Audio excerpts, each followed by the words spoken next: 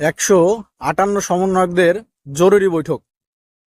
রাত্রে যখন পঙ্গু হাসপাতালের সামনে 4 উপদেষ্টা ছাত্রদের সঙ্গে, সাধারণ শিক্ষার্থীদের সঙ্গে আলোচনা করে বা দেখা করে, তখন কিন্তু 158 সমন্বয়কদের জরুরি বৈঠক হয়।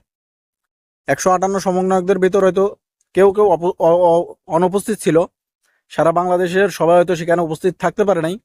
তার ভিতরও মিনিমাম 100 হবে এরকম উপস্থিত ছিল। তাদের বৈঠকের এই ধরন দেখে বা এই চিন্তা ভাবনা দেখে রাজনৈতিক দল বা অন্য যারা আছে তারা বলতেছে, তারা কি কিংস পার্টি করতে যাচ্ছে নাকি?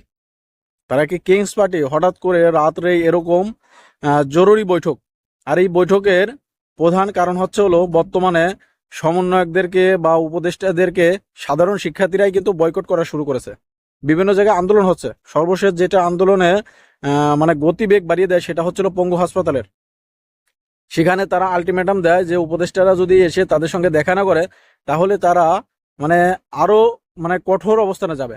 তখনই কিন্তু মধ্যরাতে 4 জন উপদেষ্টা আসে, তাদের সঙ্গে যোগাযোগ করে এবং দেখা করে তাদেরকে আশ্বস্ত করে যাতে তাদের চিকিৎসা বা সামনের ভবিষ্যতে যা যা লাগবে সেগুলো তারা নিয়মিত দেবে বা বহন করবে। এমনকি সেখানে আইন উপদেষ্টা আসিফ নজরুল সাধারণ শিক্ষার্থীর কাছে ক্ষমাও সুন্দর দৃষ্টিতে দেখার জন্য বলেন। আর এই বৈঠকে অন্যদিকে যে বৈঠকটা হচ্ছিল, 4 ঘন্টার রুদ্ধদ্বার বৈঠক হয় সমন্বয়কদের। সেখানে তারা বলে যে আমরা কিন্তু জুলাই আগস্টের যে চিন্তা ভাবনা ছিল, যে চেতনা ছিল, সেখান থেকে সরে আসতেছি। আমাদের এই গণ অভ্যুত্থান যদি ব্যর্থ হয়, যদি বিপ্লবীরা ব্যর্থ হয়, তাহলে কিন্তু সামনের অবস্থা খুবই খারাপ হবে। এই কারণে এটা ব্যর্থ হতে দেয়া যাবে না। যে কোনো মূল্যে, যে কোনো পরিস্থিতিতে এটাকে সামাল দিতে হবে এবং আমাদেরকে আরো সুন্দর বা কঠোর, যেটাই বলেন না কেন, সুশীল চিন্তা ভাবনা করতে হবে। এরকমই তারা আলোচনা করে। আর এই আলোচনার প্রকৃতি এখন কিন্তু রাজনৈতিক দলের নেতারা কিন্তু বিভিন্ন আলোচনা সমালোচনা তৈরি করেছেন। তারা বলতেছেন তারা সারা বাংলাদেশে একবার কমিটি দিয়েছে, এখন আবার নতুন করে সব সমন্বয়করা মিটিং করছে, এখন আবার সারা বাংলাদেশে কমিটি দেবে। তারা কি কোনো রাজনৈতিক দল করতে যাচ্ছে কিনা, এটাই কিন্তু এখন বিএনপি বা আরো যারা রাজনৈতিক দল আছে, যারা ক্ষমতায় যাবে সামনে, তারা কিন্তু এটাই ভাবতেছে যে তারা যদি এরকম একটা দল গঠন করেই ফেলায়, তাহলে কিন্তু অনেকেই তাকে ভোট দেবে। এটাই স্বাভাবিক।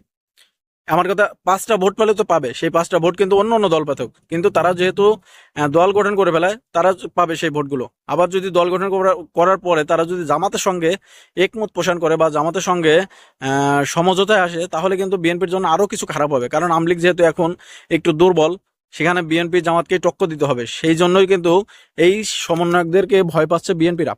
যে সমন্বয়করা যদি এরকম কমিটি করে এরকম সারা বাংলাদেশে তাদের ব্যানার থেকে আন্দোলন, তারপরে রাজনৈতিক প্রচারণায়, রাজনৈতিক অ্যাক্টিভিটিস এগুলো চালায়, তাহলে কিন্তু আমাদের ভোটও ছুটে যাওয়ার সম্ভাবনা আছে।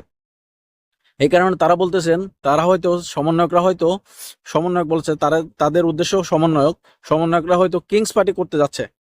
তারা কিংস পার্টি করে দেখাতে চাচ্ছে যে তাদের ক্ষমতা অনেক বেশি। তারা রাজনৈতিক ব্যক্তিবর্গ যারা সিনিয়র আছে তাদের চাইতেও তাদের জনপ্রিয়তা বেশি। তারা বলে যে এটা তারা ভুল করতে যাচ্ছে।